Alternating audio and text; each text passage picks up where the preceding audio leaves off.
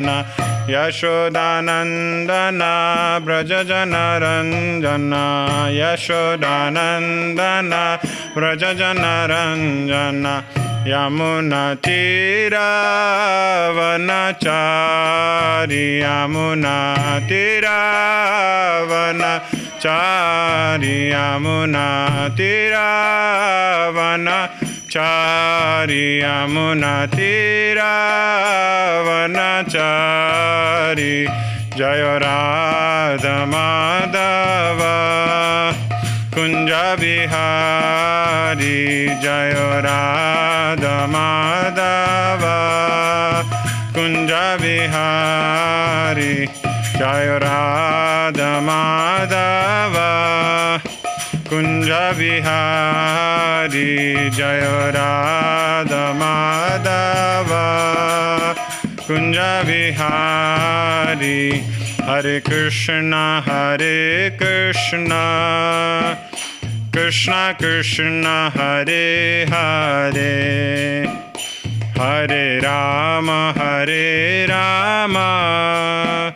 Rama Rama Hare Hare Hare Krishna Krishna Krishna Hare Hare Hare Rama Rama Rama Hare Hare Hare Krishna Krishna Krishna Hare Hare Hare Rama Rama Rama Hare Hare Hare Krishna Krishna Krishna Hare Hare Hare Rama Rama Rama Hare Hare Srila Prabhupada ki Om Namo Bhagavate Vasudevaya Om Namo Bhagavate Vasudevaya Om Namo Bhagavate Vasudevaya Don't worry, I got it. Yeah. Okay, we're reading from Canto 4, Chapter 22, Prithu Maharaj's meeting with the Kumars. And we're going to read text 58 today, yeah? So we're continuing with the glories of Prithu Maharaj's activities. And this previous verse we did 57. Okay. Varshati Smayatha Kamam Parjanya Iva Tarpayan Samudra Iva Durbhodaha Satvenachala Rad Iva Varsati Smayata Kamam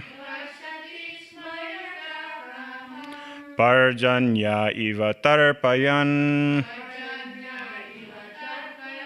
Samudra Iva Durbhoda Satvena Chalaradiva Varsati Smayata Kamam Parjanya Iva Tarpayan Samudra Iva Durbhoda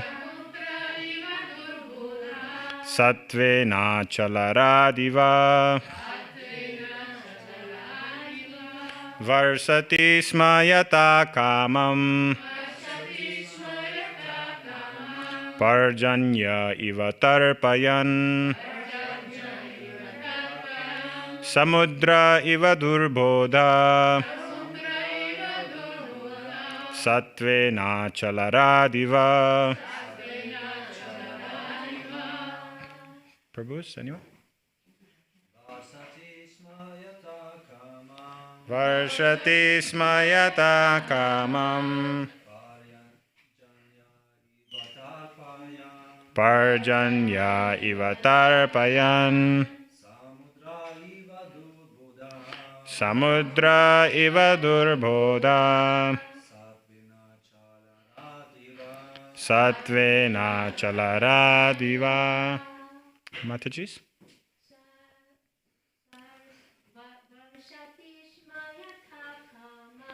Varsati smayata kamam, parjanya iva tarpayan, samudra iva durbodha, sattvena chalaradiva. Varshati smayata kamam, parjanya iva tarpayan, samudra iva durbodha, sattvena chalaradiva. Varshati smayata kamam, parjanya iva tarpayan, samudra iva durbodha, sattvena chalaradiva. Okay. Sarasati smayata kamam, parjanya iva tarpayan, samudra iva durbodha, sattvena chalaradiva. Word for word. Varshati, pouring. Sma, used to. Yata kamam, as much as one can desire. Parjanyaha, water. Iva, like. Tarpayan, pleasing. Samudraha, the sea. Iva, likened. Durbodaha, not understandable. Sattvena, by existential position. Achala, the hills. Rat iva, like the king of. Translation. Just as rainfall satisfies everyone's desires, Maharaj Prithu used to satisfy everyone. He was like the sea in that no one could understand his depth, and he was like Meru, the king of hills, in his fixity of his purpose. Purport. Maharaj Prithu used to distribute his mercy to suffering humanity, and it was like rainfall after excessive heat. The ocean is wide and expansive, and it is very difficult to measure its length and breadth. Similarly, Prithu Maharaj was so deep and grave that no one could fathom his purposes. The hill known as Meru is fixed in the universe as a universal pivot, and no one can move it an inch from its position.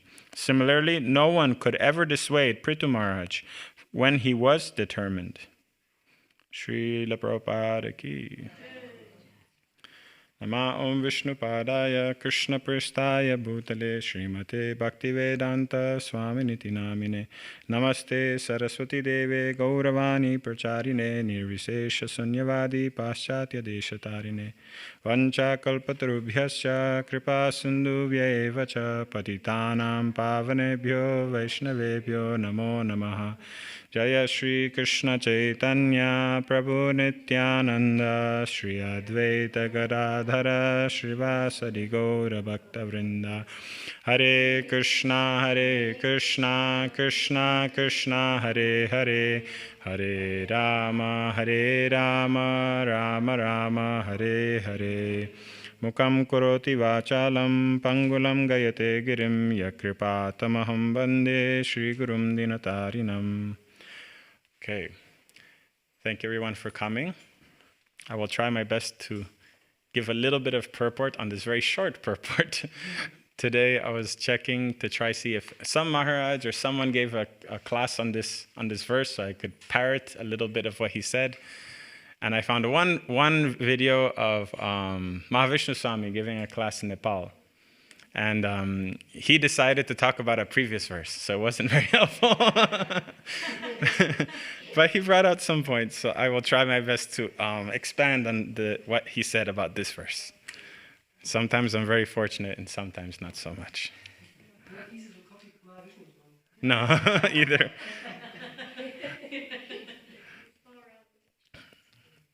Okay, so in this purport, in this verse, Prabhupada, Maitreya Rishi is giving examples of the characteristics of Prithu Maharaj's character. Yeah, different qualities he has. And I mean, this is the whole end of this chapter, is all describing the way he was, how he ruled, his character, his qualities. Right? And this is very important because Prabhupada goes into, in other purports in these verses, he talks about how if we want to be good Vaishnavas, if we want to be good leaders, not only of a society, but even of our own families, of our own mind, we have to take example from these great personalities and understand why they acted in such a way and what gave them the resolute purpose in which they carried their lives. Yeah. So the first quality that Prabhupada describes here, or Maitreya Muni describes, is that he was like rainfall, right? Parjanya iva. He was just like water falling everywhere. So if you look at this analogy, there's so many different things you can take from it. Rain falls everywhere. It doesn't only pick which trees to fall on top of, which grass to fall on top of, which house. Although sometimes it seems that it falls wherever we want to have fun, right? But rain falls everywhere, evenly, right? So Maharaj Prithu, when he was fulfilling people's desires, he was equal. And this is something that you don't see nowadays. You see leaders, politicians, who do they meet? Who do they give their favor to?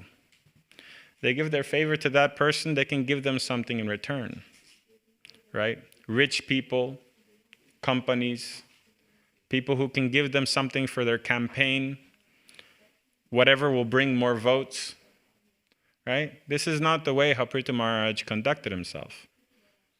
He gave his mercy, he gave his affection and care to everyone, all his subjects evenly, like the rain, right? Nowadays you see that it's very difficult to get to meet anyone you need to do something, right? You go to the rat house, you need to do something, and it's very difficult to get to actually meet the person or to get something done. But if you had a lot of money, it would be done like this, right? There was one very famous person, and he's all about collecting wealth, right? And so he said, if you want to make it in this world, you have to constantly ask one question.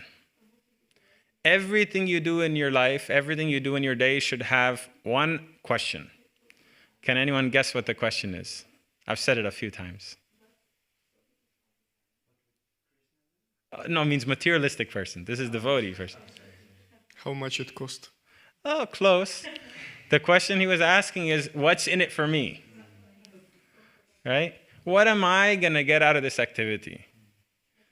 Right? I don't do anything unless it gives me something. Right? I don't talk to someone unless it's going to boost my likes. I don't meet someone unless, I'm able to get a picture and get 100 more likes. I'm not going to give money to a charity unless it's going to give me some tax refund, or I'm going to get some more publicity and people will buy my products. So everything that you do in this world, he was saying you have to ask this question. But this is almost the exact opposite of what we're trying to do. Right? We try to ask, what's Krishna going to get out of this? How are my activities going to please Krishna?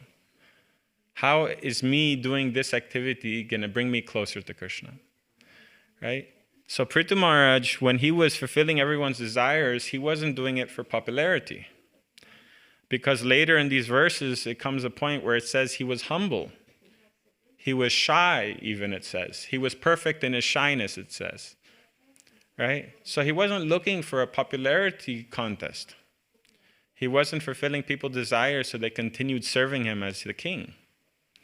He was doing it because it was his duty, and it was his manner of pleasing Krishna. Right? The mother and father, they take care of the child when the child is very small. To some level, they're doing it selflessly. Because at that age, the child can do very little for the mother and father. Right? Can smile, can giggle, right? Maybe a little mama, right? And that is enough, right? That's enough. I'll serve you all day, all night, right? So that kind of selfless service is what we're trying to imitate, or trying to bring into our lives, that we're performing our services, performing our duties in Krishna consciousness without desire for what's in it for me. Yeah. I can take my example, right? I cook something nice so the devotees will say, wow, so nice prasadam. So the devotees will be happy, right? But sometimes I might do it for a different reason. I might do it because I really want Krishna to be happy today. I really want the Lord to be pleased with my offering today. And then when you cook in that way, when you do your service in that way, it brings so much more happiness. Right? When you do it simply to please someone without desire to get something in return, that's what brings the most happiness. Otherwise, the activity is half done. Yeah, we talked about this before a few lectures ago. Do you give a gift to someone? And if your only purpose is to make them happy, when they're happy, you're fully happy. Right? But if your purpose was to get them to give you a better gift next year, you're going to be waiting 6 months, 5 months, 10 months until your birthday comes to see what he's going to give me. Right? So it didn't bring you happiness. You gave the gift, and then you're in anxiety. Did he get my hint? Did he get how much I was talking about that new sweater I want, or that new computer, that new phone? Did he catch the hint? I really hope he buys me the new phone. Right? That doesn't bring happiness. So the more we're selfless, the more we're happy. And this is what Prithu Maharaj was doing with his subjects. Right? The next example that Maitreya Muni brings out is that he was like the ocean. And this is a very, very interesting one, because it says that no one could understand his purposes. Right? There's many ways of looking at this. We can understand that Prithu Maharaj, he was so knowledgeable and thought things out so much that people sometimes couldn't see the reason in which his activities were done, right? They couldn't see how this was what benefits this would bring in the long term, because they weren't seeing as far-sighted as him. But Prithu Maharaj, he was so knowledgeable and so thoughtful that he was thinking way ahead of everyone else, and so his activities sometimes would be enigmatic, like you couldn't understand what Prithu Maharaj was trying to achieve with this activity. So you might think that, how can this be right? Right? If a leader today does something that you don't agree with, you go on a rampage, you go on a vendetta. How can he do this? This is not right. To my understanding, this is not right. Right? But the people that had faith in him because of his care, because of his affection, they had such faith in him that they followed him, even though sometimes maybe they didn't understand what he was doing. Right? They still followed him because they had that faith in him, that trust in him, that he is taking the reins and he's going to lead us to the right way. Right? He's not going to misguide us. And this is something that we lack. Faith in authority, faith in Srila Prabhupada, faith in our mission. Right? We can get easily dissuaded, and this comes to the next point, but we can easily be thinking that, no, I know better.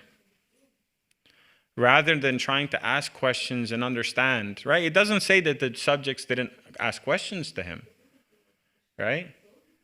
But if you see that Srila Prabhupada is saying something in his books that you don't fully understand, or you don't understand the purpose, or you see some senior devotee performing an activity that you may not understand, instead of immediately judging, we should take the time to ask the question, to sit down and talk, to clarify the misunderstanding, right? Because they might be thinking 2, 3, 5 steps ahead. Why was this done in this way? And when you ask, then it becomes clarified. But initially, that trust has to be there in leadership, in Srila Prabhupada and the authorities, that they are taking us in the right way. And then we simply need to find out what he's trying to do for us. Rather than, no, this is not good for me, I am not going to follow this. Yeah? The child, Prabhupada gives the example of wanting to put his finger in the fan. Right? And the father says, no, don't do that. And the child said, no, I really, really want to, really, really want to. But the father said, it's going to hurt, it's not good for you. But no, I want to try. Right? So the child doesn't have the faith in the father that what he's saying is true. And therefore, he wants to experience it for himself. So when we take ourselves out of the path of Srila Prabhupada, out of the path of devotional service, judging and questioning without understanding, then we are like that child. We want to then experience it ourselves. Rather than asking the Father, well, how is it going to hurt? Why is it going to hurt? Right? Instead of going and asking Srila Prabhupada, reading more and trying to understand and fully realize the knowledge, we simply judge and discard. Yeah, this is this nowadays mentality, is that we simply judge and that's it. It's labeled for life. Right? I like this, I don't like this. I like this person, I don't like this person. And then that's it. We can easily just cut them out, cut it away, and not even give it a second thought. But this is not the way how we should be acting if we want to continue in our devotional service. When something comes up that we don't agree with, that we don't understand, that we don't fully realize, we should take the time and effort to ask. But we stay committed and we stay surrendered to the process. We stay surrendered and we stay trusting into Srila Prabhupada, authorities, the people who are trying to guide us, Siksha Gurus, senior devotees. Not immediately discard. Yeah, the subjects of Prithu Maharaj, they didn't understand sometimes what he did. But still, they didn't leave his kingdom. They didn't say, oh, down with the ruler, revolution, right? No, they would ask, they would find out, or they would accept because they knew what he's doing is the best for them, with trust and faith. Yeah? And the last point that Maitreya Rishi is bringing out is that he was like Mount Meru. He was like the mountains in his resolution. Right? He was so fixed that when Prithu Maharaj put himself to an idea, he couldn't be wavered. Now, this also has many significance. You could say, oh, was he stubborn? Right? Was he hard-headed that when he made a decision, no one could tell him that he was wrong? No. He was so intelligent that before he made a decision, he would get advice, he would research, he would find out. And when he made a decision, it was with all the backing of all his information that he was able to collect. Right? In Manu Samhita describes the court of a king. And it describes how the king should accept advice. And how he should ask different questions for different brahmanas and the Vaishyas, he should ask certain questions. To the brahmanas, he should ask other questions. And like that, he gathers his information before making his decision, before making his ruling. So Prithu Maharaj was so excellent that when he made the decision, It was after so much thought process and collection and advice and surrender to his seniors that he was able to take it with full conviction. And then as a leader, you see nowadays, the politicians will flip back and forth depending what the votes are coming. Right? They will make a resolution, but then they'll change it because they saw, oh, this year it hurt me in votes. Right? This was not very popular. This is not what's going to bring me my fame and my power and my money. I can't make this resolution because otherwise these companies will leave the country or will stop supporting my regime, and they'll support the enemies, right? The opponent's regime, and I will lose the next election. So how are they supposed to make any decision for the good of the people when they're simply looking, what's in it for me? Right? All they're looking for in their decisions is, what's this going to give me? So they're so easily swayed, right? They would be compared to a leaf in the breeze, right? Not to Mount Meru. Prithu Maharaj, when he would make a decision, he didn't care if people liked him, hated him, agreed, disagreed. Jai Nrsimhadev Bhagwan ki jai. Right? He did what was right. He did what was good for the people. And he would not change. He would not budge. So for this in our lives, we can say, when we see that we're questioning ourselves, right? We should take the time to become resolute. How do we become resolute? By reading Srila Prabhupada's books. By talking, by asking questions. By becoming convinced in ourselves. Then no one can sway us. Then there's not that, oh, this person doesn't like what I have to say, so I'm not going to say it. This person won't agree and won't be my friend anymore, so I am not going to act. I'm not going to put tilak on. I'm not going to wear my dhoti in front of him because he won't talk to me. So many things you can find in our lives that we compromise simply because it's for what's going to bring me. Someone might ask, but Prabhu, we have to compromise for preaching. But is it actually for preaching? If you're actually compromising for preaching, then it's not about you. Then it's about how to help this person better. It's not so he likes me, it's that he likes Krishna better. Right? Srila Prabhupada, when he first came, he didn't start with all the rules and regulations. Right? He started just chant. And eat prasadam. Right? He wasn't compromising. He was giving how much they were able to accept. But was he compromising with his beliefs and his purpose? No, he dressed how he always dresses. He chanted how he always chants. And when he spoke what he always speaks. After. Yeah? Then slowly, as they were more able to receive greater knowledge and more understanding, he brought more and more out. Right? But it wasn't about him. It wasn't about what's going to make them like me more. It's no, what are they going to make like Krishna more? Right? So he didn't compromise in his resolution.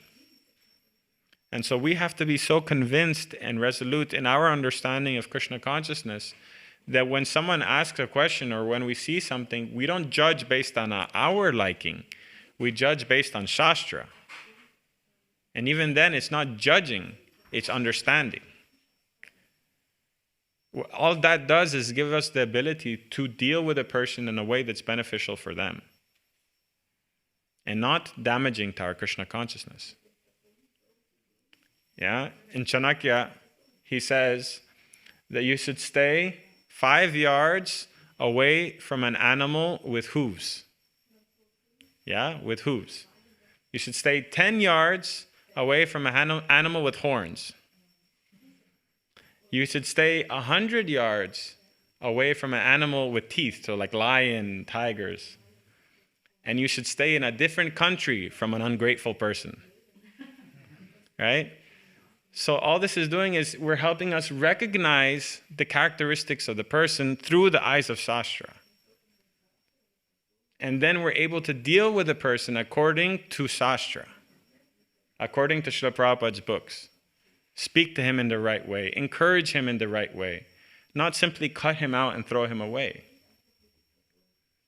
because he doesn't agree with the movies I like, because he doesn't agree with the food or the celebrities I like, right? You see, nowadays, friendships are made out of such feeble and tiny reasons. This person listens to the music I like. This person likes to play the game I like. And that's what the whole friendship is based off of. And then as soon as that changes, the friendship is gone. The relationship is gone. The marriage is gone. Right? As soon as that's gone, it's finished. There's nothing left. So our relationship with Krishna shouldn't be so feeble. Shouldn't be so weak that, as soon as I read something in Srila Prabhupada's books that maybe, shakes my mind a little bit or my idea of what I like, oh no, I can't read this book anymore.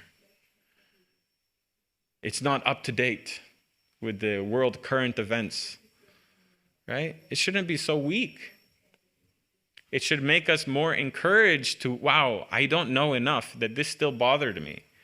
I'm going to read more. I'm going to ask more questions. I'm going to become more resolute in my understanding of Krishna consciousness. And thereby, it will strengthen when I ask a question that I don't know. Yeah? So, Prithu Maharaj giving the example of being like Mount Meru is so important because it can help us lead ourselves. It can help us lead our families. It can help us lead our friends, our community. Right? I was also looking, when I saw this, I was looking for different lectures by different Maharajas on leadership. I thought, well, maybe I'll get some good points. And all the things that came up were how to lead your own mind, how to lead your sadhana, how to take control of your behavior. And I was like, wait a minute, that's the most important part. We can't lead anyone unless we're in control of ourselves. In a further text, Prithu Maharaj is described as being like the Lord himself in control of his senses. It says, in control of his senses, he was just like Janardana. Yeah? What could be a greater compliment to someone? Right? The Lord himself is in full control of his senses. He has no attachment. He's Atmarama. So to describe Prithu Maharaj as being as the Lord himself in control of his senses, that's what made him a qualified leader. Right? In Nectar of Instruction, the very first verse, right? We have Vacho Vegam, Manasa Krodha Vegam, Jikhva Vegam, Udaro Pasta Vegam, Etan Vegan Yo Vishaheta Diras, Sarvam Apimam Pritivim Sasishyat. If someone is able to control the mouth, the tongue, right? The mind, the words, the belly and genitals, the urges of these five senses, that person is qualified to have disciples all over the world. Right? That person, the whole world could become his disciple. Because he's in control of his senses. So Prithu Maharaj, he was in control of his senses. He was a proper leader of his mind and of his body and words and actions. And that's what made him qualified to be the perfect leader. So sometimes you read these purports of Srimad-Bhagavatam, and where does the finger get pointed to first? My temple president's not like that. My GBC is not like that. I know this temple president in that country is not behaving the right way. Look what Prithu Maharaj is doing. I have so many desires that are not fulfilled. Right? Why does the finger get pointed everywhere except to us first? Right? We want to blame everyone else for our misery, but we don't want to blame ourselves. Right? Nowadays, everyone is blaming everyone. I am unhappy because this, because of that, because society, because of community, because of parents, because of teachers, because of friends, because of ex-girlfriends and ex-boyfriends. And it's all because of them that I am currently suffering. But the finger never gets pointed at us. Never gets pointed at what did I do in this life that brought me to this situation?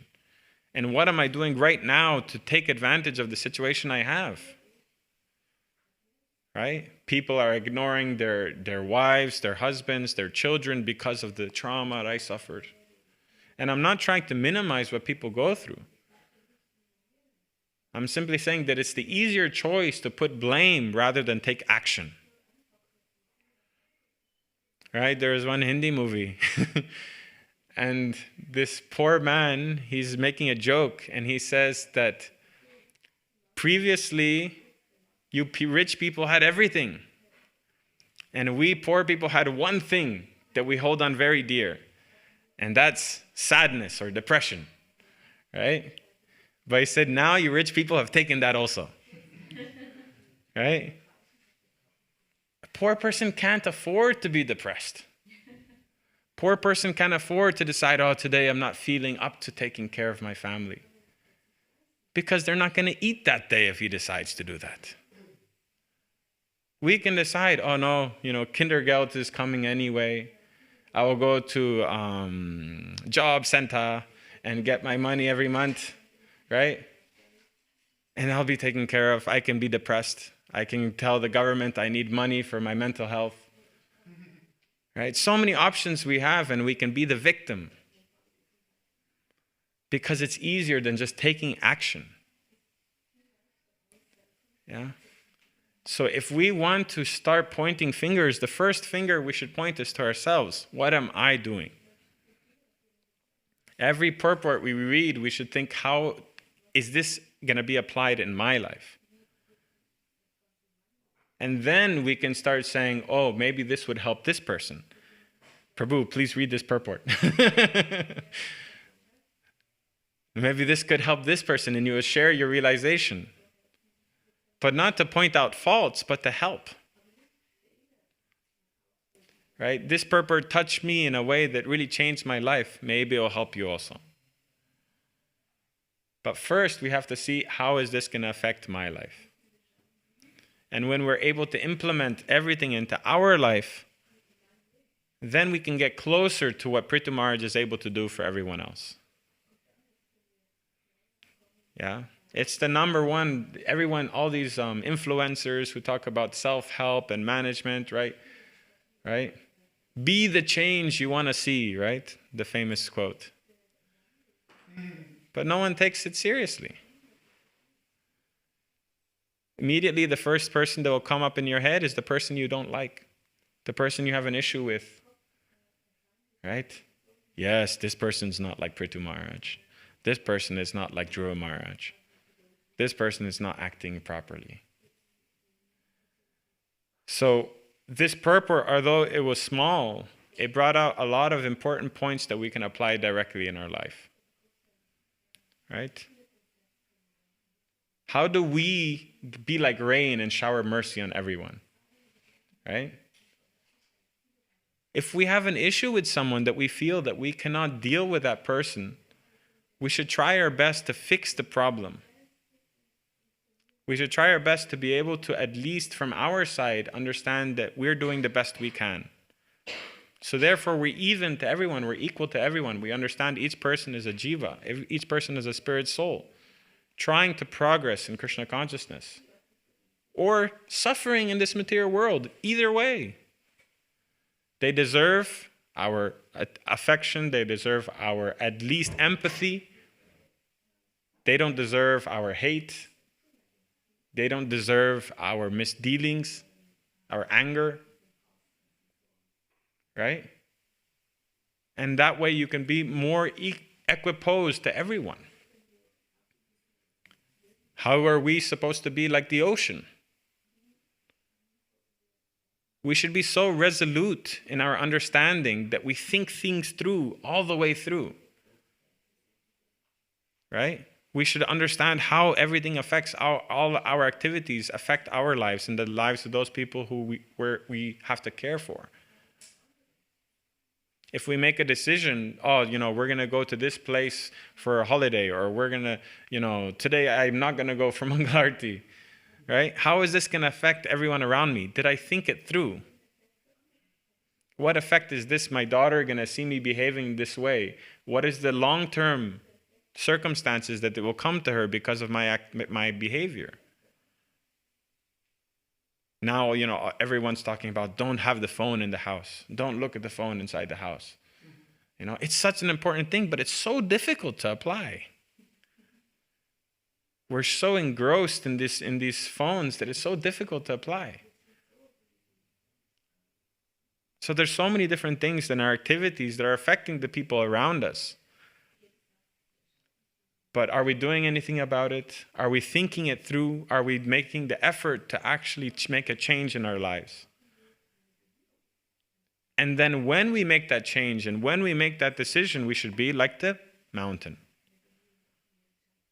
That we have made this decision after going through everything and thinking of all the possibilities.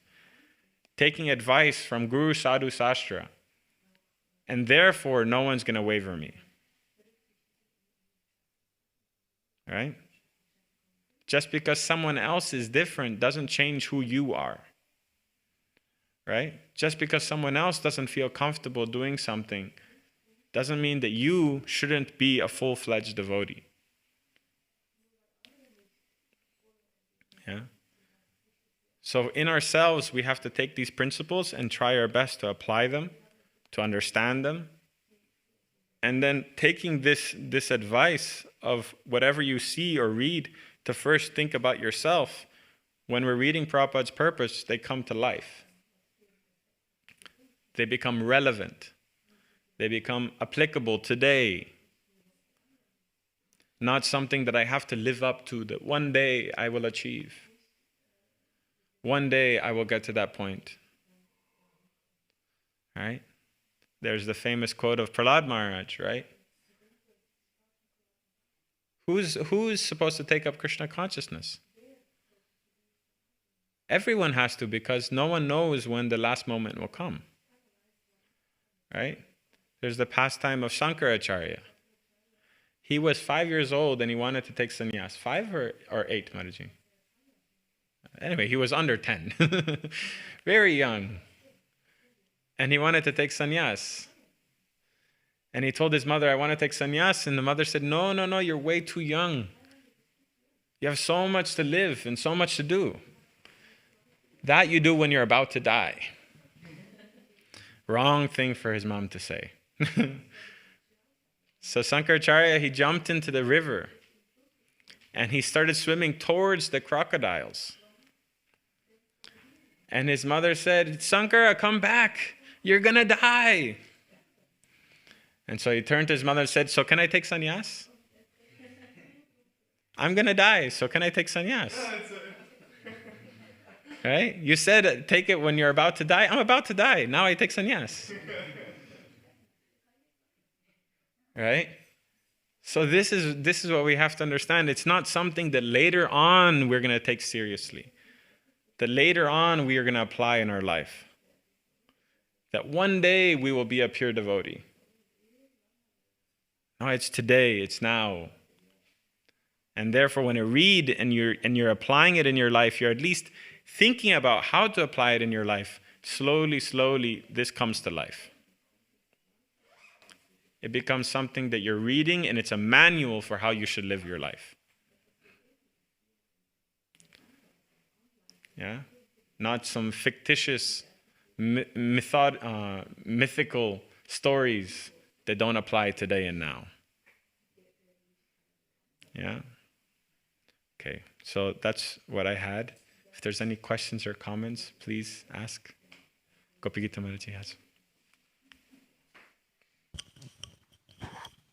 Thank you very much for the class. You spoke about this point that we for example, when we read a purport, think of ourselves. Could you speak a little bit about, I think it's Burjan Prabhu speaks about this, about the difference between humility and just low self-esteem, where the person gets lost. Oh, I'm so fallen. It says this and can't do it, and as opposed to, the proper understanding. Thank you, Mataji. Humility. Often people think that it's, how would I call it, masochism? That's what you call it? When you're just like, I'm so fallen, I'm so bad, I'm so useless, I can't do anything, right? You look at the great Goswamis. They were the most humble. And what did they accomplish?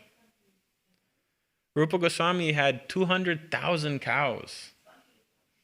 And he was feeding all the brahmanas and sadhus of Vrindavan and Braj with those 200,000 cows. Yeah? But he was so humble. Right? You think Raghunath Das Goswami, he didn't even have a little bhajan kutir. He wouldn't care about himself at all. But in the service of Mahaprabhu, what did he accomplish? Right? He renovated Radhakund Shyamakund and so many beautiful pastime places of Krishna.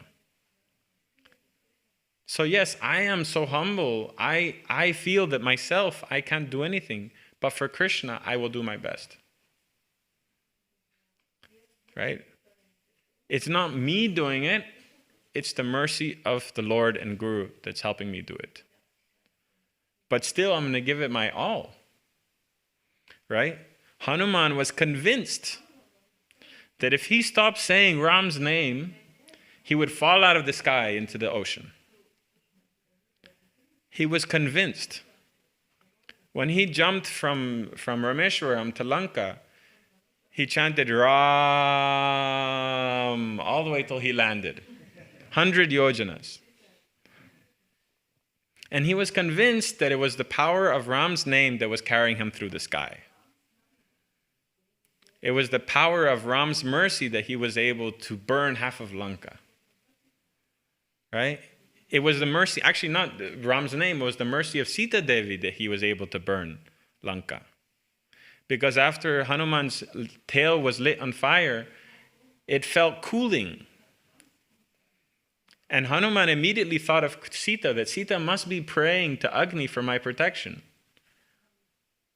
And so therefore, the fire is not burning my tail. Hanuman, when he was a baby, he received the boon that he would not be burned. Right? From Agni. He received the boon from a baby. He knew that. But who did he give the credit to? He gave it to Sita Devi. That because of her prayers, I'm not being burned. Right? So everything he did, Hanuman did with complete conviction that it's not me, it's Lord Ram. And on the flip side, whatever Ram needed, I could do. Right? If Ram needed the entire universe to be moved, he could do it. Not because I'm so strong, but because Ram is so merciful. Right? So that's humility. A lot of devotees misunderstand when you worship Hanuman what should be thinking. You worship Hanuman for enthusiasm in devotional service and for humility in devotional service. That we do not become proud by our achievements, by our strength, by our activity. All right? After Hanuman came back to Ayodhya, after everything was finished, Ram gave service to everyone in the army. Right? Everyone had a job, a service. But there was nothing he could give to Hanuman. And so Sita Devi gave Hanuman the job that he had to click his fingers whenever Ram would yawn. Ram would go, ha, to yawn. And Hanuman had to flick his fingers. Was Hanuman thinking, what is this tiny service you're giving me? I can lift mountains and make bridges and kill demons, and you're giving me to click in front of Ram's mouth when he yawns? No, he was so pleased and so happy to get the service. Something he could do for Ram. Right? That's humility. If tomorrow someone says, Prabhu, can you clean the Prabhuji bathroom? It's dirty. Don't you know who I am? I can cook a feast for 1,000 people. I can chant every mantra that you can imagine. How dare you tell me to clean the bathroom? Is that humility? Right? No, everything we do, like if it's so precious, and everything we do, understanding that it's not us. It's Krishna, it's Guru, it's the mercy of Guru. So how can we apply this principle? We have to remind ourselves again and again that we can do everything for the Lord. It's us that's stopping it. What's stopping us from being Hanuman? Our surrender and dedication. Nothing else. Because it's not Hanuman. It's Ram's name. It's Ram's mercy. And that doesn't change. Yeah? That doesn't change. Tulsidas, right? Tulsidas, he wrote the Sri Ram Charita. Sri Ram Madhura Charita? What's the full name, Mataji? Ram Charitramanas. Yeah, right? He wasn't a poet. He wasn't extremely scholarly. He was an orphan. And his only service was to bring water from the Sarayu to water Tulsi. He had a small Tulsi garden. And that was his only service. And through that, he developed his bhakti. And his life was horrible. Right? But when he understood in his desire that he wanted to share Ram's name and fame to everyone, not only the scholarly Brahmins, but even the poor Malecha should know Ram's pastimes. Ram gave him full ability.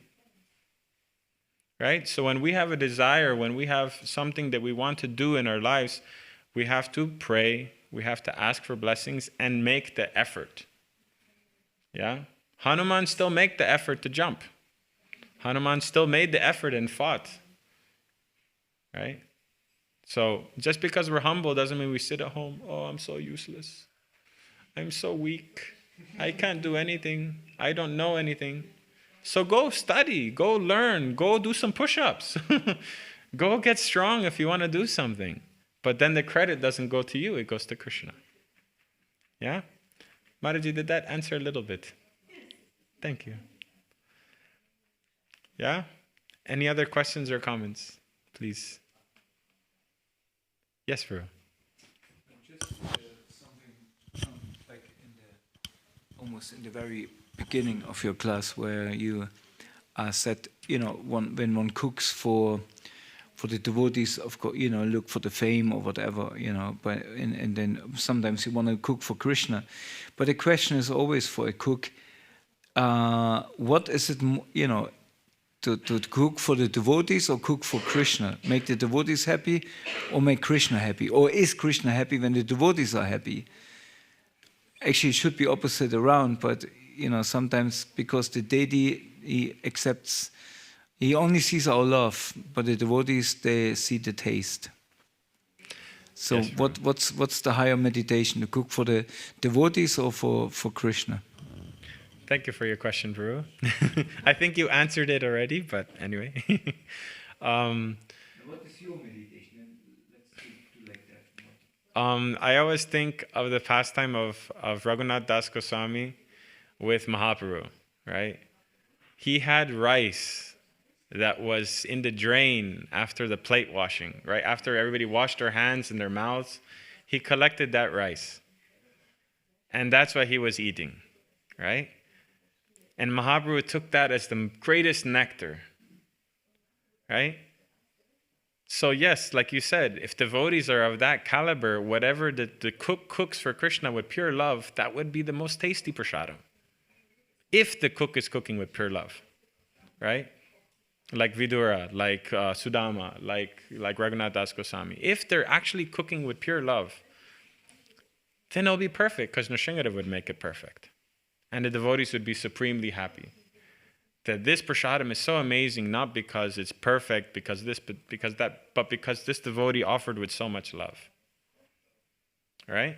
And sometimes you get glimpses of that when you go to Brajmandal Parikram and you get some roti from a poor Brajbasi. It's maybe burnt, it's maybe dry, but in your heart you're thinking, wow, this is from a Brajbasi's home. And you eat it, and it's still, I remember, the tastiest prasadam I ever had was a dry chili rolled up in a roti. It was so amazing, right? Because you're in your mind, you're thinking this is love for Krishna in a roti, right? A cup of buffalo milk, you're like, wow. Yeah?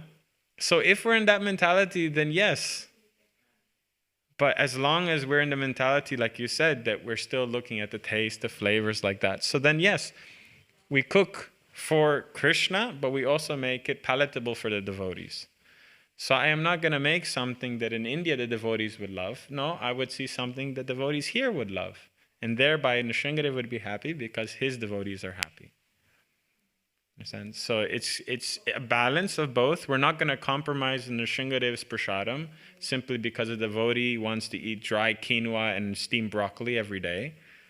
But at the same time, I'm going to facilitate that devotee with something that he can eat that Nrsingadev would also like. Yeah? Make sense? So like, who was telling me? The one devotee was saying that if you have a very strict diet, right? A very, very strict diet. I'm saying, you should still make it palatable for Krishna when you offer it. So maybe put a little butter on his bowl, add some achar on the side, something that he can make it somewhat tasty. And then you can have the prasadam of what you have to eat, right? So a balance of pleasing the devotees and pleasing Krishna is there until we get to that platform where it's all about Krishna. And when we get to that platform, you'll see all the devotees will be extremely happy. Sometimes when I'm cooking, I'm not saying this to glorify myself, I really hope it doesn't come off that way. But sometimes when I'm cooking, I really feel that I messed everything up. That today it's going to taste absolutely horrible. And then in the few seconds before the offering, I'm like, Nrsingadev, please, can you fix it? And it comes out really nice. And in those moments, I really think that wasn't me. It's a total accident. Like I thought I put salt twice. I thought I burnt it. I thought I forgot to put the proper masala. Maybe I burnt the methi. Something I did wrong, and I know I did it wrong. But just those few seconds, you're like, my Lord, I'm sorry, but please, can you fix it? And he does. Right? People can believe it, not believe it, accept it, not accept it, but you can really see those moments where you offer with love, you see the reciprocation. And it's difficult to put your mind in that that situation every time, right? But when you do offer with love, it comes out perfect. So I think if you offer to Nrsingadev with love, it'll be perfect for the devotees. And until you're able to, you try please the devotees as well, because they can tell you, they can give you feedback. They tell you, this was too salty, this was too spicy, this was too heavy. And you adjust. Yes, Prabhu? So from a prasadam worshipper, let's say consumer point of view, so if one can, if one cannot, out of health reason or so-called health reason, one cannot eat prasadam, what is offered, is it due to one's sinful or offensive character that one is refused, cannot eat the prasadam? And on the other hand, if we eat it with the right consciousness, then every prasadam, even if it's very heavy or whatever, in one sense, can we digest it then? What's your thought on this? Both, Prabhu. My realization is really when you eat prasadam and you think about it as prasadam, it's perfect for you. I mean, I've eaten some of the most dodgy things you can imagine. One time we were in Kirchur Gopinath and we got like 4 kgs of kheer. Everybody knows who Kirchur Gopinath is, right? He's the deity of Gopinath that hid the kheer, the sweet rice, for Madhavendra Puri. Yeah, so the sweet rice from that temple is very special, right? They say it's a love of Godhead in a pot, right? So we bought a whole bunch to bring back to Mayapur, and on the long trip in the hot train, it all went bad. And there was green fungus on top. But me and my teacher, we sat down, scooped off the green, and ate 3 kilos of it. It was so tasty. It was so nice. I didn't get sick at all. And I was 7. Another time, we went to Govindaji, and we bought 3 kilos, 5 kilos of ladus. And again, hot train back, long trip, went again, little fungusy. Same teacher, we sat down, scraped off the ladus, and ate them, and we were absolutely fine. And it was so tasty, and we had such a wonderful time, right? So, I mean, also Charnamrita, the things, anyway. But it's. I'm not going to go into all the stories, but it's really when you're thinking, this is prasadam, this is the Lord's mercy, and you're accepting it in that way, along with all the consequences that could come. Not then, if you do get sick, because I ate that prasadam. That's also not the right mentality. If I get sick, okay, I get sick, but I'm not going to throw away 3 kilos of this pure love of Godhead. I'm going to take advantage that no one else wants it, and I'm going to have it. Right? So it's a change in mentality that helps us, that Krishna actually fulfills the desire of the devotee. That he gives you that prem, he gives you that happiness, rather than the sicknesses and everything else that might come. And if the sicknesses did come, that's mercy of Krishna too. That's like the end of that sentence, right? Then on the other hand, if you are suffering because of some disease or something, and you have to take proper medicine, you have to take proper different diet, you have to eat a certain thing, who are you doing that for? You would much rather sit down and have the paneer sabji and the this and the that, but instead you have to eat something for your service. Prabhupada's servant, Nanda Kumar Prabhu, he came from a yogi kind of background. And he was having great difficulty digesting the prasadam that the devotees were cooking in the temple and doing Prabhupada's service because it was quite demanding. And when he told Prabhupada, Prabhupada said, yeah, you can cook for yourself something that you feel healthy and comfortable so that you're able to continue to your service. That was always the purpose in which he was doing it. If you can do your service, eat that, right? If for your service you need to eat 20 chapatis to have the energy to go work with the cows all day, eat 20 chapatis. If someone else is reading books and studying Srimad-Bhagavatam, he needs half a chapati. He eats half a chapati. Someone else can eat paneer sabji, someone else can't eat paneer sabji. But why do they have to argue and say that, you're going to get sick and you're this and you're that and you're bogey and you're only focusing on food, satisfying your tongue?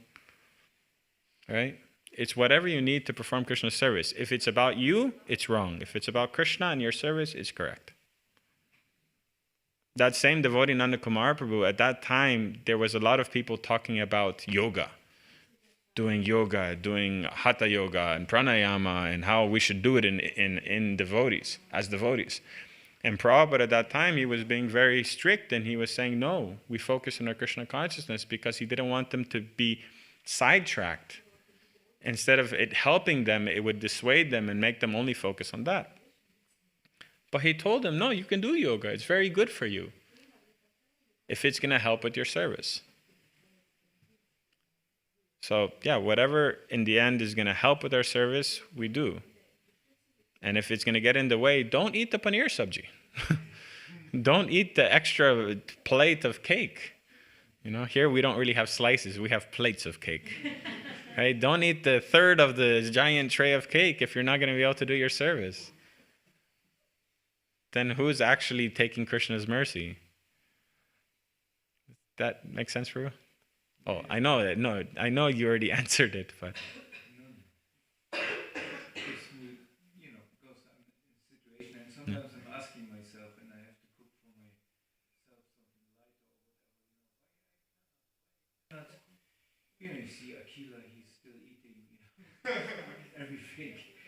Say, well, I cannot do this anymore. Is this maybe some offense from my side?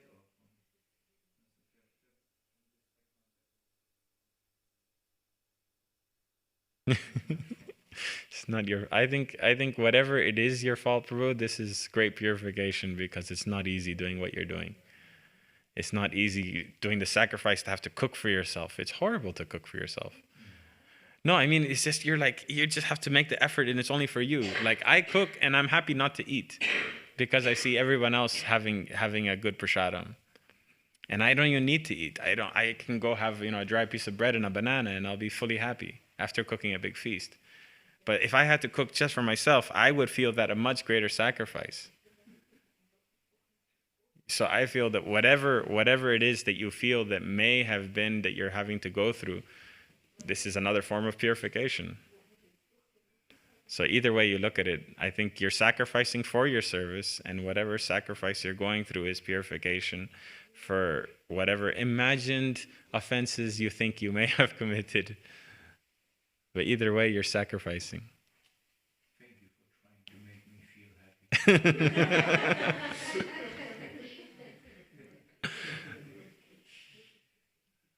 I can't cook for myself. Jai, we'll finish there. Grantaraj Srimad-Bhagavatam ki, Srila Prabhupada ki.